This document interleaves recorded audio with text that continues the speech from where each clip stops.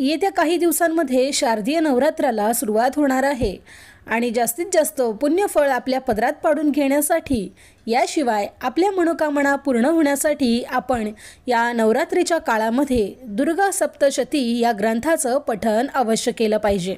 बरं, हे पठण करत असताना कोणते नियम आपल्याला पाळायचे आहेत, कोणत्या पद्धतीनं हे पारायण पूर्ण करायचं आहे, यानंतर कोणते अध्याय वाचल्याने आपल्याला कोणतं फळ प्राप्त होतं, याशिवाय हे पारायण वाचत असताना आपल्याला काय करायचं आहे आणि काय करायचं नाही याबद्दल संपूर्ण माहिती मी आज तुम्हाला देणार आहे। पण तत्पूर्वी जर तुम्ही माझ्या चॅनलवर नवीन असाल तर चॅनलला सबस्क्राईब करून बाजूला दिलेले बेल आयकॉन ऑलवर क्लिक करा।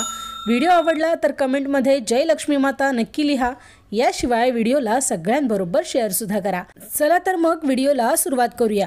दुर्गा सप्तशती हा जो ग्रंथ आहे, या ग्रंथामध्ये देवीचं चरित्र वर्णन करण्यात आलेलं आहे आणि या ग्रंथामध्ये एकूण 13 अध्याय आहेत आणि हे अध्याय 3 विभागांमध्ये विभागले गेले आहेत।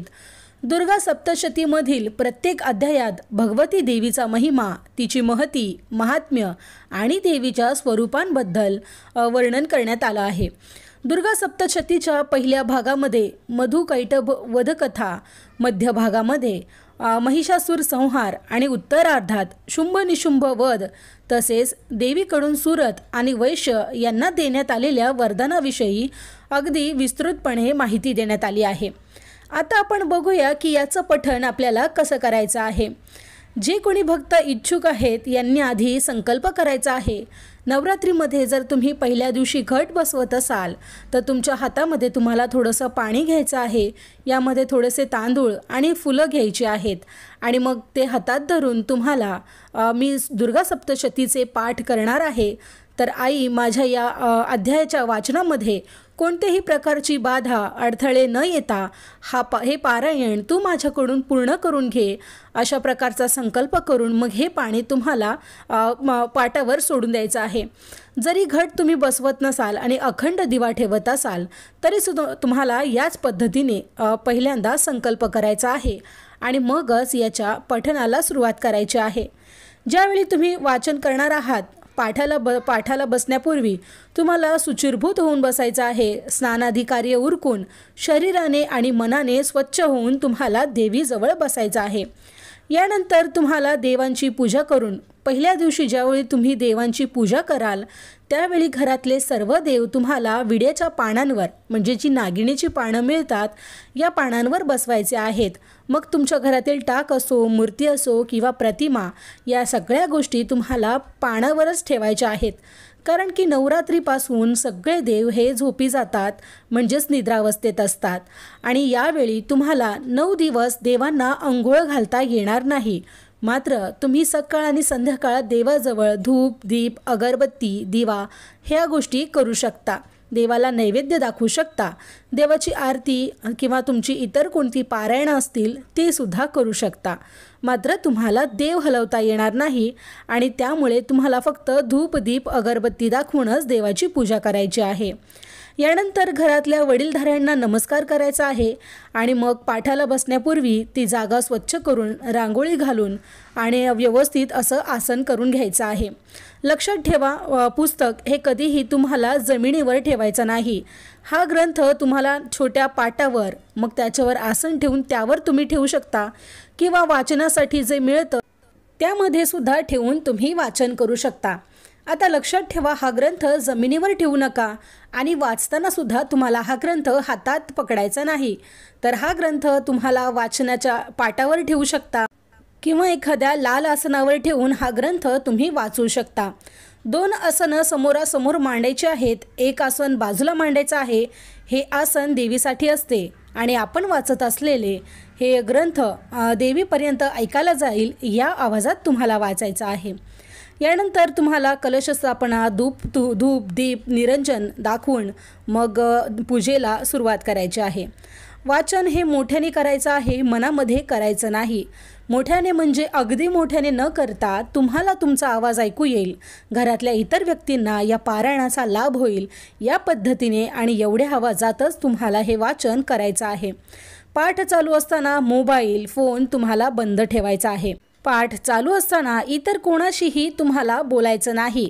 कारण का तुम्हाला तुमचं मन पूर्णपणे एकाग्र करून एकरूप होऊन मग हा ग्रंथ वाचायचा आहे. ही अतिशय महत्त्वाची अशी सूचना आहे. आता दुर्गा सप्तशतीचं पठण केल्यामुळे काय फायदे होतात हे बघूया. नवरात्रीतल्या प्रत्येक दिवशी दुर्गा सप्तशतीचं जर तुम्ही पठण केलं तर दुर्गा देवीचा शुभाशीर्वाद आणि तिची कृपादृष्टी तुम्हाला लाभते. यामुळे अनेक संकटांमधून बाहेर पडण्याची मोलाची मदत तुम्हाला मिळते. दुर्गा सप्तशतीमधील अध्यायाचं पठण केल्यामुळे तुम्हाला विविध लाभसुद्धा होतात. तसंच भक्तांच्या सर्व मनोकामना पूर्ण होऊ शकतात. दुर्गा सप्तशती पठणानंतर तुम्हाला दान करणं हे आवश्यक आहे. त्यामुळे यथाशक्ती यथासंभव तुम्हाला जितकं शक्य होईल आणि ज्या प्रकारे शक्य होईल तुम्हाला थोडं का होईना दान नक्की करायचं आहे. हे केल्यामुळे तुम्हाला त्याचं जास्त पुण्यफळ प्राप्त होणार आहे. ज्यावेळी तुम्ही पहिला अध्याय वाचता त्यावेळी तुम्ही भक्तिपूर्वक हा पठण जर केला तर तुमच्या आयुष्यातील सर्व चिंता दूर होतात. शक्तिशाली शत्रूचा सुद्धा यामुळे नाश होतो आणि शत्रुभय नाहीसं होतं. याशिवाय दुसरा अध्याय जेव्हा तुम्ही वाचता तेव्हा शत्रूकडून बळजबरीने बळकावलेलं घर, जागा, जमीन असेल तर ती मुक्त होते. तिसरा अध्याय तुम्ही वाचलात तर त्यामुळे तुम्हाला युद्धामध्ये विजय मिळतो. आता प्रॅक्टिकली बघायला गेलं तर कुठेही युद्ध होत नाहीत, मात्र कोर्टाचं युद्ध जे काही आहे, कचेरी, कर्ज यांमध्ये तुमचा विजय होऊ शकतो.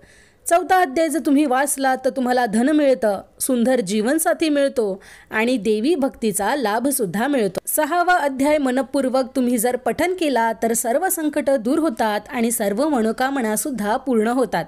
सातवा अध्याय जर तुम्ही मनापासून वाचलात तर मनात आलेलं तुमचं कोणतंही काम त्यामुळे पूर्ण होतं. काही गुप्त हेतू जर तुमच्या मनामध्ये असतील तर ते तडीस जायला यामुळे नक्की मदत होते. आठवा अध्याय जर तुम्ही वाचला तर तुम्हाला धनलाभ होतो आणि इतरांना वश करता येतं, त्यांच्यावर अधिकार प्राप्त करता येतात. आता इथे वश करणं याचा अर्थ संमोहन किंवा एखाद्यावर मोहिनी करणे या गोष्टी नाहीत, तर तुम्हाला एखादं काम करायचं आहे आणि ते तडीस जात नाही. अशा वेळी समोरच्यावर इम्प्रेशन पडून तुमचं काम लवकरात लवकर मार्गी लागतं असा याचा अर्थ होतो. नववा अध्याय जर तुम्ही पठण केला तर हरवलेली व्यक्ती सापडते, धनसंपदा मिळते असं सुद्धा म्हटलं जातं. 10वा अध्याय पठण केला तर आप्तस्वकीय तुम्हाला काही कारणाने बेपत्ता जर तुमचे असतील किंवा बरीच वर्ष झाली आणि तुमच्या घरातला एखाद्या व्यक्ती गायब आहे आणि मिळत नाही आहेत, तर अशा वेळी हा व्यक्ती स्वतःहून घरी परत येतो. मुलाबाळांचं जर एखाद्याचं स्वप्न असेल तर मुलाबाळांचं सुख यामुळे नक्की प्राप्त होतं. 11वा अध्याय जर तुम्ही वाचला तर तुम्हाला धंदा वगैरे तुमचा जर बिझनेस असेल, व्यवसाय असेल तर यामध्ये मोठा लाभ मिळतो. कर्जबाजारीपणा तुमचा नाहीसा होतो आणि सुख संपत्ती मिळते. 12वा अध्यायाचं जर पठण केलं तर रोगराईपासून तुमची सुटका होते.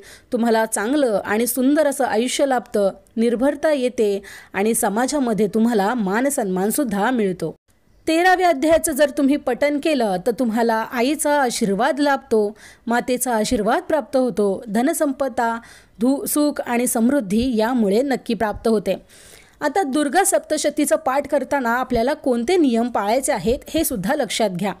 दुर्गा सप्तशतीचे पाठ वाचताना लक्षात ठेवा की पाठाचं उच्चारण हे स्पष्ट आणि शुद्ध असलं पाहिजे. चंडी पाठ करण्यापूर्वी तुम्हाला खोली शुद्ध, स्वच्छ, शांत आणि सुवासिक करायला पाहिजे. देवी आईच्या मूर्तीजवळ, देवळामध्ये किंवा जवळ कोणत्याही प्रकारची तुमच्याजवळ अशुद्धता नसली पाहिजे. यानंतर तुम्हाला ब्रह्मचर्य या व्रताचं पालन अगदी पूर्णपणे करायचं आहे आणि वाचिक किंवा तोंडिक परंपरेने मानसिक आणि शारीरिकदृष्ट्या सुद्धा स्वच्छतेचं पालन करायचं आहे. आता याचा अर्थ काय होतो तर तुम्हाला कोणालाही वाईट शब्द बोलायचे नाही आहेत. तोंडाने कोणत्याही प्रकारची कोणावरही तुम्हाला निंदा, नालस्ती कोणाबद्दल करायची नाही. त्यामुळे तुम्ही मानसिकरित्यासुद्धा शुद्ध राहणार आहात आणि शारीरिकदृष्ट्यासुद्धा शुद्ध राहणार आहात. चंडी पाठ किंवा दुर्गा सप्तशती पाठाच्या दरम्यान जर तुम्हाला काही मासिक अडचण आली तर त्या पूजेच्या स्थळापासून किंवा देवळापासून तुम्हाला दूर राहायचं आहे. आणि जेव्हा तुमचे 5 दिवस पूर्ण होतील त्यावेळी तुम्ही पुढील अध्यायाला सुरुवात करू शकता. आता महत्त्वाचा भाग म्हणजे जे कोणी पुरुष किंवा स्त्रिया हा पाठ करण्यासाठी इच्छुक आहेत परंतु त्यांच्याकडे वेळ नाही आहे, म्हणजेच धकाधकीच्या जीवनामध्ये त्यांना जर त्यांचा जॉब आहे, ऑफिस आहे, कार्यालयात जायचं आहे, तर अशा वेळी ते काय करू शकतात याबद्दल मी तुम्हाला एक उपाय सांगते. ज्यांना या पाठाचं पुण्य पाहिजे आणि पण त्यांना वाचन करणं जमत नाही किंवा हे पठण करण्यासाठी त्यांच्याकडे वेळ नाही, तर अशांनी सर्वप्रथम कवच, किलक आणि अर्गला स्तोत्र म्हणायचं आहे. यानंतर तुम्हाला कुंजिका स्तोत्राचं पठण करायचं आहे. असं केल्यामुळे तुम्हाला संपूर्ण दुर्गा सप्तशती म्हटल्याचं पुण्यफळ प्राप्त होऊ शकतं. एका पौराणिक कथेनुसार महादेव शिवशंकरांनी पार्वती देवीला या उपायाबद्दल सांगितलं होतं. महादेव शिवशंकर आणि माता पार्वती यांच्यातील एका संवादादरम्यान शिवाने पार्वती देवीला दुर्गा सप्तशती पाठाचं संपूर्ण पुण्य कसं मिळवावं याबाबत सांगितलं होतं. केवळ कुंजिका स्तोत्र पठण केल्यामुळे दुर्गा सप्तशतीचं पुण्य फळ प्राप्त होऊ शकतं. मात्र कुंजिका स्तोत्राच्या सिद्धमंत्रांचा वापर कुणीही कुणाचे अहित करण्यासाठी करू नये व अन्यथा त्या व्यक्तीचं नुकसान होतं. कुंजिका स्तोत्रासह तुम्हाला कवच, किलक आणि अर्गला स्तोत्रसुद्धा म्हणायचं आहे. त्यामुळे जसा मी क्रम सांगितला त्याचप्रमाणे तुम्हाला हे पठण करायचं आहे. तर मग मंडळी, ही माहिती तुम्हाला कशी वाटली मला कमेंट बॉक्समध्ये सांगायला विसरू नका. याशिवाय व्हिडिओ लाईक करा आणि सगळ्यांबरोबर शेअरसुद्धा करा. कमेंटमध्ये जय लक्ष्मी माता लिहायला विसरू नका. चला तर मग भेटूया अशाच एका नवीन व्हिडिओमध्ये अशाच महत्त्वपूर्ण माहितीसह. तोपर्यंत धन्यवाद.